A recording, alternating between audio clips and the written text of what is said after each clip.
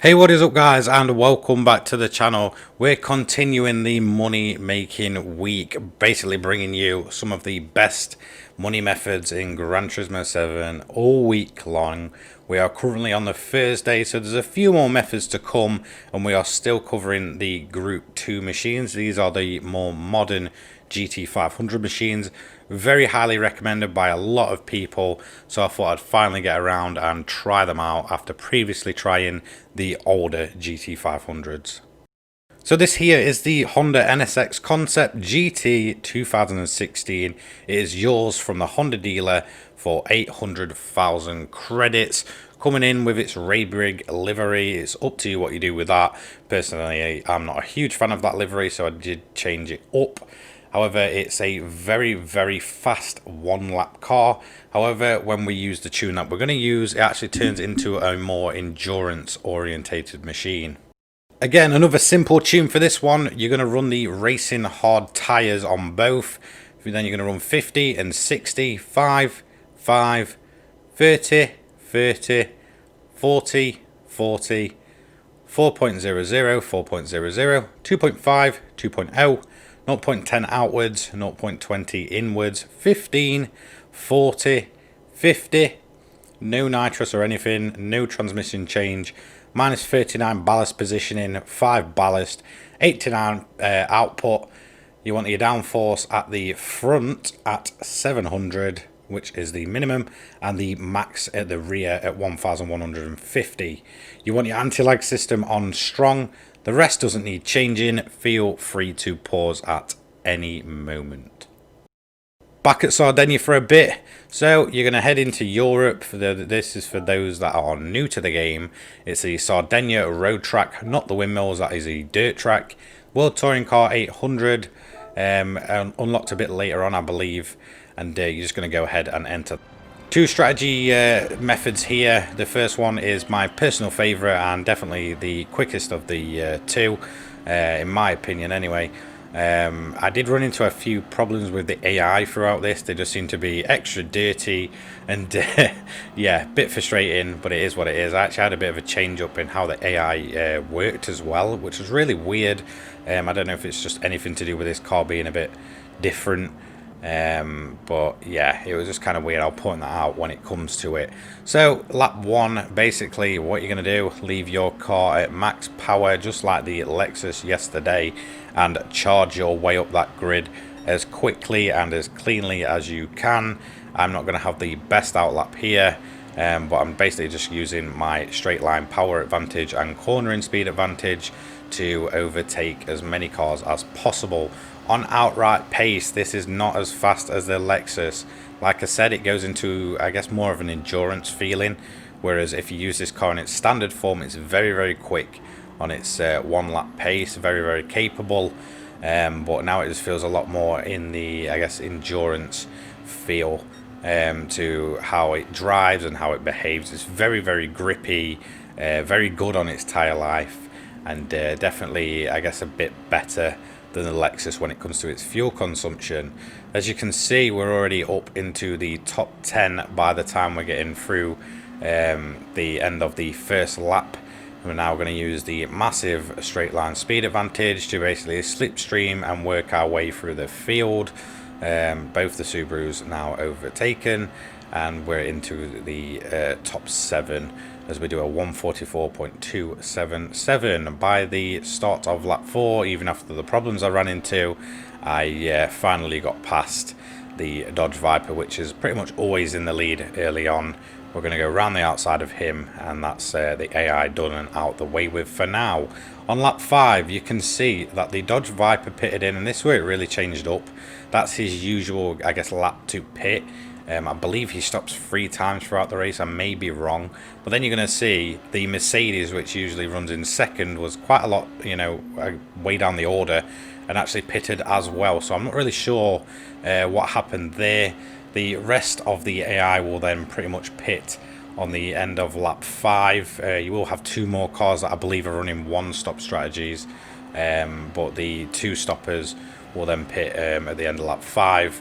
And the end of lap 6 is the 1 stoppers, I believe. I think there's only 2 cars that do it, and I think that's the Aston Martin and the Nissan GTR. I may be wrong there, but there is definitely a couple of cars on different strategies. By the time we're on lap 7, we are in a group of cars. As you can see, we've only got a bit of fuel left, so what I actually did was basically just turn down the engine mode to stretch the stint out and make sure we've got enough to get us over the line. You're also then going to see, as we come up to the pits, the engine will then just die off. So it's just about to cut now as we go into the pits, but no need to worry, we've made it in. I wouldn't recommend changing tires. This car is definitely more suited to, you know, less tire degradation than the Lexus, which we covered yesterday. I did notice that the way the tires wear on that Lexus was a little bit more than this Honda, whereas usually it's actually the other way around when you're running them normally in longer races. So it's kind of nice to see the Honda being able to do a bit of both. Definitely a very awesome car. Just be aware of the AI, because when they do bomb it down there, they will be more than happy to basically go into you. Lap 11, this is when we're going to take our second pit stop of the race, and we're just going to dive in at the end of lap 11. And again, we're not going to need to change tyres. And that little diamond, by the way, I know I say it pretty much every race or every method.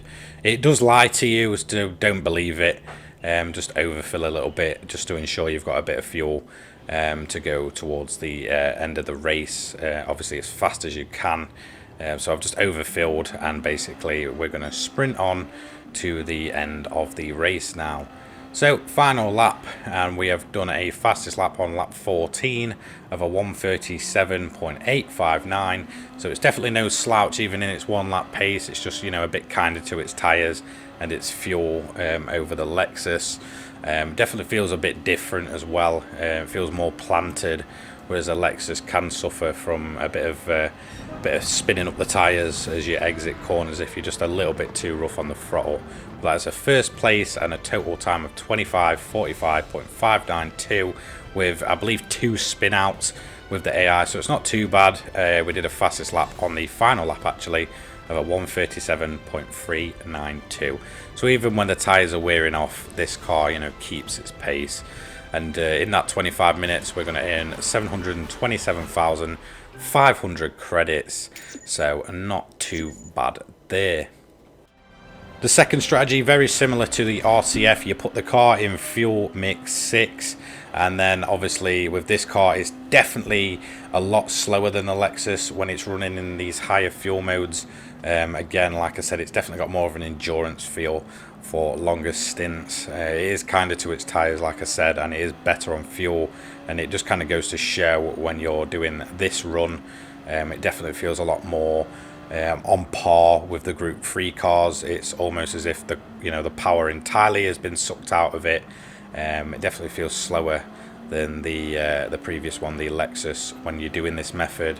However, I know a lot of people, don't like double pit stopping or pit stopping at all. You are going to still have to do a single pit stop when doing the more fuel saving method. But again, it's definitely a car suited to longer runs, but it's definitely a lot less powerful. And as you can see here, we're already a way back from the AI. I mean, yes, we are catching them, especially around the corners. That's where you're going to make up most of your time, because that straight line advantage is pretty much gone. I definitely recommend staying in the slipstream with this car on the more straight areas. However, you will be quite lucky, because in the early stages the AI do like to kind of bunch up. As you can see, I made a late dive in. Don't worry about your clean race bonus. The only time you'll lose it is if you're under yellow flag conditions, which we are not.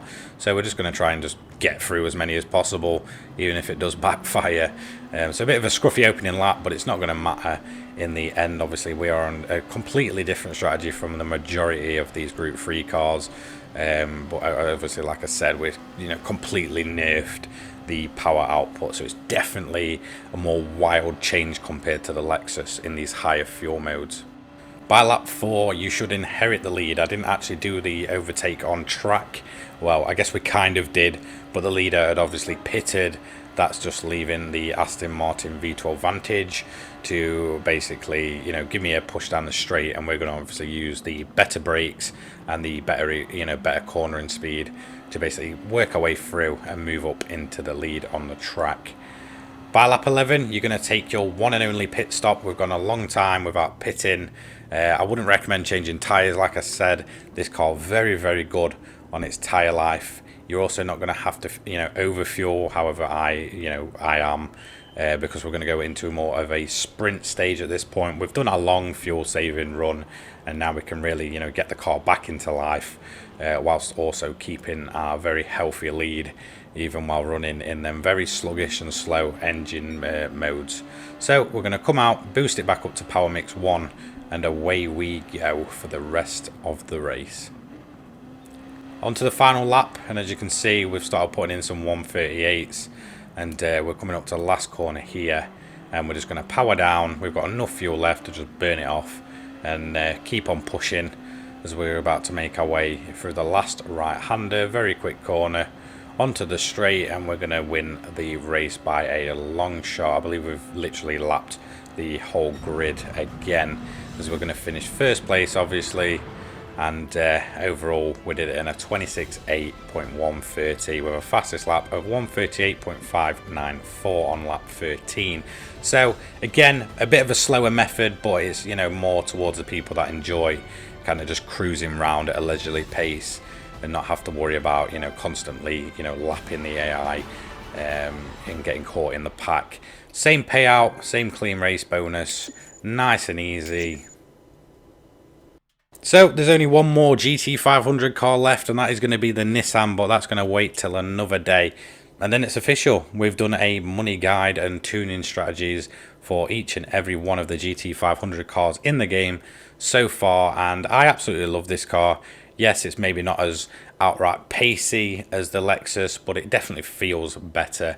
There's just something about the way this car feels through the corners that just makes it, I guess, a bit better than the Lexus. But I know a lot of people really do love that Lexus and the GTR, which obviously I'm saving till last, so we'll see how that goes.